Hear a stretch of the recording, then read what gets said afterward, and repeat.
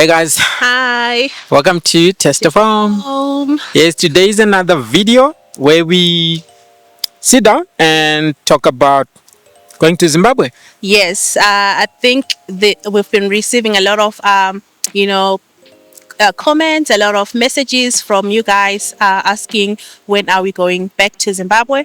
I mean, I think it's coming back from that video that we posted when we visited our rural homestead, and people have been asking us, when are we getting the next update? So Yeah, so a few videos ago, we showed, I think it was a video where we said going back to Zimbabwe, right? So from that video, most people who actually didn't watch the video are the ones who keep asking, so are you guys back in Zimbabwe, and so on. yeah, But we, in the follow-up videos and all the other videos, we actually told the whole journey, yes, like how we started building in Zimbabwe, and that was a few years ago. Yes, few years ago, yeah. Yes, I mean, I just wanted to add to say we showed how we started building in Zimbabwe and the challenges that came across that made us to, stop, and then we had to, resume the building when we went just a few weeks ago. Yeah. So we did go to Zimbabwe. I think it's been 2 months now. Yes. So on there we showed a video as well where we said we are going to start the journey again. We've been here for 10 years. For 10 years. Yeah. So when we got married some 11-12 years ago, Yeah. we were like very young. Yes. And we, like most of our adult life, in fact most of our grown-up married life Was here with kids was here in South Africa. This is the place we only know as and this is the place where our kids call home. Like, yes, they will be like, this is our home. exactly. Yeah. Partly we had started our building in Zimbabwe journey. Like we thought about resuming that journey because we saw a lot of people on the internet who are also, on the same path, who are thinking the same thing. We've got so many YouTubers who are showing their whole journey when they moved back to Zimbabwe, and it also kind of inspired us, and we were like, no, I think it's time we go back home and start where we left off from. Yeah, that Yes. that is true. Yes. And the trend we are seeing is people are going back to Zimbabwe. Yeah, we've got people from all walks of life, right? And journeys are different, Yes. and people relate differently to all these journeys. And we really encourage whoever is thinking about returning to Zimbabwe to have a plan. Have a plan around it, and Yes. yeah, it's been spoken about a lot. Yes, no, that's true. I mean, we all know that the economy in Zimbabwe is struggling. So it's not a place where you expect to find a job and get a good pay. Even if you do get a job, sometimes the salaries are not that comfortable. So I think the best way would go there with an entrepreneurial mindset. If you've got something that you'll be able to run and make money out of it, I think you'll be set for life. Yeah, That's my thought. 100%. Yeah. So we're all different. I mean, no one is stopping anyone to go back to Zimbabwe to look for a job. Yes. You can still do that. Yes. Yeah, but just trace back your steps to the reason why you had moved out of Zimbabwe. Yes. Have you solved that problem which you had Yes. moved away for? Yeah, no, that's true. And then, I mean, nowadays we're seeing a lot of trends in remote work. So that's another option. I mean, at the end, it's all about having a source of income when you return back home. I guess that's where we're trying to get to. Yeah. That is true. Yeah. Yes. And we're seeing something as well. I think it's Godwin Chirume. Oh, yes. Pastor. Pastor, yes. Is done in a very good experiment. Yeah. Where he went to Zimbabwe just for 30 days, to feel the environment, to check the experience and give live feedback to everyone who's thinking of going. I think it's been quite an eye-opening experience. Yes, I mean, and we are so grateful that he chose, that route to show us, how it's going currently in Zim. And I mean, we are following him very closely. And yeah, we are picking up on so many things. And yeah, we're glad that he did that. Yeah, that's true. So his experience is going to be different with everyone. Yes. But in my opinion, for all those who've gone to Zimbabwe who are sort of living comfortably, well, no one ever lives comfortably, but those who are sort of mimicking that comfort, I think the most important thing, in my opinion, in our experience, Yes. From seeing what we're seeing, is you need to have at least some solar panels, you need to have water. Okay, need a borehole or a well, whatever works for you. Yes. But you do need water on the ground. Yes. And obviously you also need some kind of a connection or connectivity. Internet. If you've been here, Yes. in the diaspora, you are used to having internet and all, so it's become a basic or third thing that you require. Yeah, yes. I mean, that's exactly what we realized. I mean, in all the videos that we've been following of people going back, I think the basics, when you manage to sort out that your power, your water, and your Wi-Fi, yeah, you'll be kind of be comfortable to live in Zimbabwe. That's true. Yes. That's true. And these are only the people who are sharing their lives publicly. Yes. On YouTube or on Facebook, whatever platform they use. But there's a lot more people who are actually going back to Zimbabwe. Yes. And who are experiencing these things on the ground without sharing. Yes. And we also know of a lot of people who've gone to Zimbabwe and are now back in South Africa. Yes. No, that's true.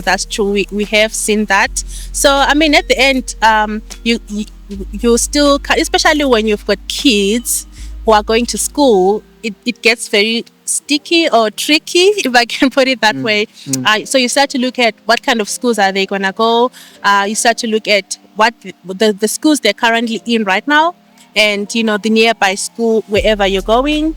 And then you start to think, are they going? Is it an upgrade? Is it downgrade? So I think that's another. If you have got children or going to school, it's another debate. Yes. And another thing, if you look at all those people returning as well to Zimbabwe, I would say maybe 80 to 90% of them, either they don't have kids or are going to school yet, Yes. or they don't have kids yet. Yes. So you need to also think along those lines. It's always the number one thing that stops people from returning. Yes. Because we're out here trying to make our kids better, have a better life. Yeah, I mean, as a parent, that's a big thing. You want your kids to have a better starting foundation, than we did, or a starting point. Yeah, that is true. Yeah. And in Zimbabwe, that is there. Yes. But like I said earlier, the most important thing is the reason why you decided to go abroad, not just South Africa, guys. Yes. There's a lot of countries, a lot of 200 Zimbabweans and who are all other over the something world. countries. Yes. Everywhere there's Zimbabwean in every country. Yeah, that's. I know a friend of mine who's actually in Tuvalu. What? Not Tuvalu Island. Yeah, Yeah. it's wow. Yes. It's like a very small island. And I think the bulk of their income actually comes from the .tv domain name. But anyway, guys, I'm not an economist or anything. Yes. Just don't take my word for it. But we've got Zimbabweans all over the world. Yes. And most of them are actually yearning to come back home. Yes. And I really feel that sometimes home calls. Yeah, I mean, we feel that a lot. And even the kids, actually, they love being in Zimbabwe. I mean, when towards holidays, they'll be like, when are we going back to Zimbabwe? When are we going to Zimbabwe? They love Zimbabwe. Yeah. So it's a thing that we all have. But just because sometimes we are trying to set up everything so that when we go back home, we have a starting point, and it's not something that you do overnight. You don't just say, today I'm picking up, I'm going. So it's a journey. I mean, we've seen it with so many YouTubers. That is. I don't know if we're gonna edit, like we see Lion of Zim. He did everything. He's been doing this journey for over years. I think it's a year or so, and he is still planning on going back to Zim. But he didn't just do the move like I'm gone. It's a process, so it's something that you work over until you manage to go back home. Yeah, that's true. And most Zimbabweans actually have dual citizenship, yes, or they're permanent resident elsewhere, wherever they are. I mean, someone who's been staying out of the country for more than over 20 years, 25 years, yes. There's no way they're just continuing to renew a temporary permit. They're either permanent resident or they're actually citizen now of whatever country they've gone to. Yes. And for one to be a citizen or a permanent resident, you'd have, satisfied all the requirements, everything. Yes. Okay? And, sometimes, obviously, it's a bit different here in South Africa because, we're a neighboring country and there's so many episodes of everything happening across the board and all. So, everybody just put in the same category as illegal, but that's not the case, guys. Yeah. And there's a lot of skilled people who go abroad to look or better themselves. Yes, I know that's very true. That's very true. Yeah, and it's also not because people want to leave their countries, but sometimes they're forced to because of circumstances. Yes, so many situations around it. So and then again, even if after you move back to Zimbabwe, and especially if you've lived in another country for a very long time, and then you decide to go back home in Zimbabwe, you always find yourself going back to that country where you stayed very long. Because remember, you had built a community, you had built a home, you had built a life around it. So there'll always be open doors between being in Zimbabwe and wherever, be it South Africa, Botswana, Australia, UK. You will definitely find yourself making trips back to whatever country you were. So that is just how life happens, I guess. Yeah, it is like that. Yes. And so we just thought, guys, we should just touch a little bit on this. I see it's one of the videos where most of our viewers were actually interested in. Yes.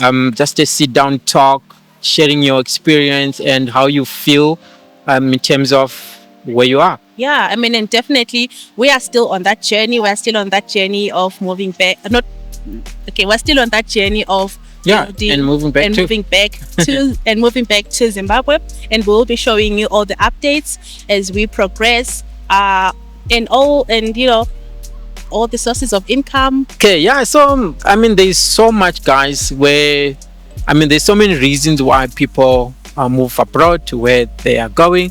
But the most important thing that in our experience, we feel sort of draws us back.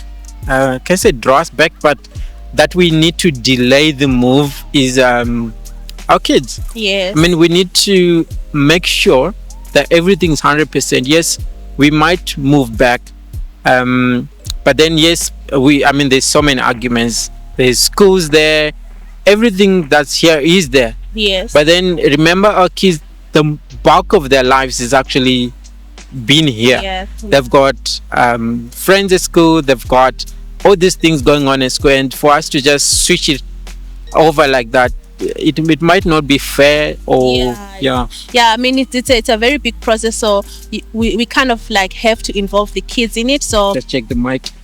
Yes. We need to involve the kids in it. So if we're going to Zimbabwe to look for a school, we need to involve the school as well, involve the kids as well. If they're happy with, then we can start so it's not something that we're gonna switch off, but it's a process. So we thought we should give you an update about our building plans and moving back to Zimbabwe.